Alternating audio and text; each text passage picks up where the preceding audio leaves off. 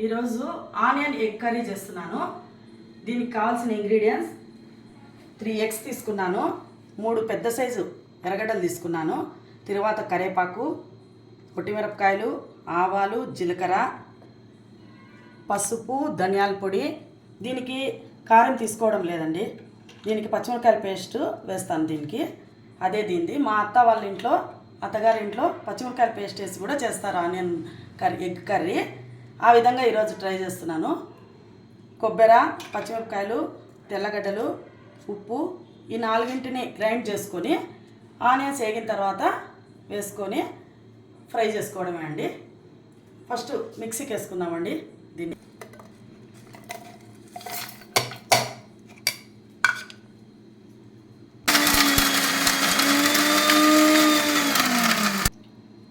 మిక్సీకి వేసుకున్నానండి.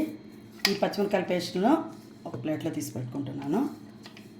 దీని తర్వాత స్టవ్ వెలిగించుకొని ఆయిల్ వేసుకుంటానండి.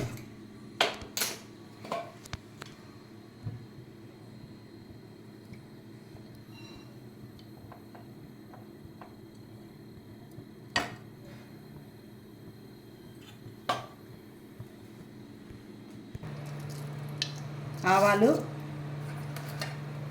జీలకర్ర, కొద్దిగా జీలకర్ర ఎక్కువ పడుతుందండి, వేస్తే బాగుంటుంది. కరివేపాకు, కొత్తిమిరపకాయలు, తర్వాత ఎర్రగడ్డలండి.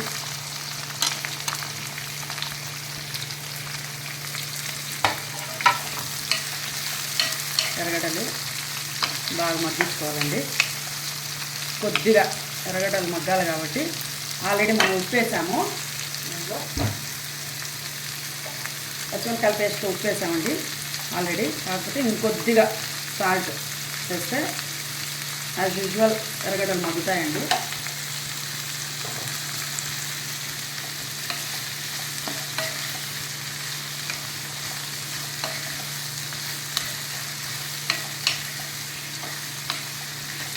ఇది కూరలాగా కూడా చేసుకోవచ్చు అండి, గ్రేవీ కర్రీ లాగా కూడా, లేదా ఫ్రై లాగైనా చేసుకోవచ్చు.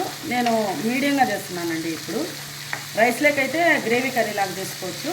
ఇప్పుడు చపాతీ లెగ్ చేస్తున్నాను కాబట్టి కొద్దిగా మీడియం కన్సిస్టెన్సీలో చేసుకుంటున్నాను.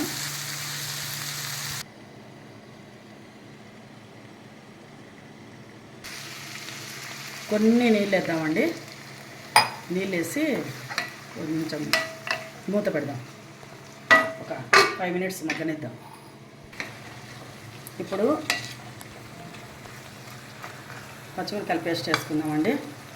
మనము మిక్సీ వేసుకున్న పచ్చిమిరపకాయలు, ఉప్పు,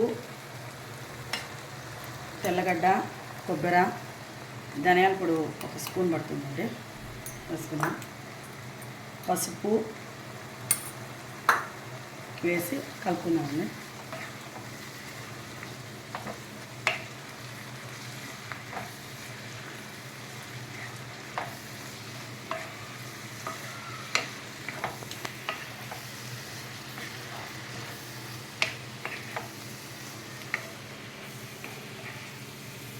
ఇది మార్నింగ్ ఎప్పుడన్నా మనము మధ్యాహ్నం పూట ఫంక్షన్స్కి పోయి వచ్చినప్పుడు నైట్ చపాతీలు కావాలనుకుంటే ఇది చేసుకుంటే, ఈ ఎగ్ కర్రీ చేసుకుంటే బాగుంటుందండి.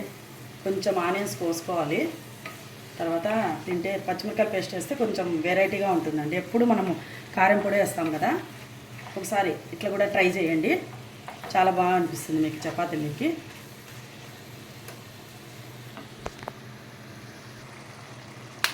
ఇంకా ఎగ్స్ వేసుకుందామండి.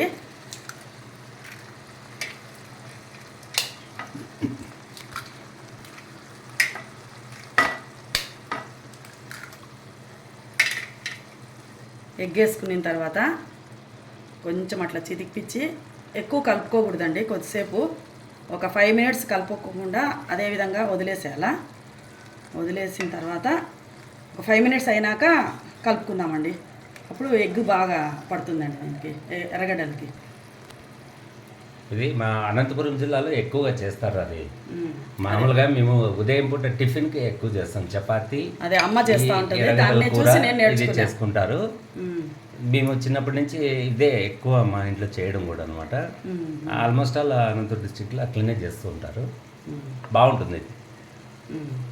స్పైసీ ఓవర్లే కలుపుకుంటున్నాను.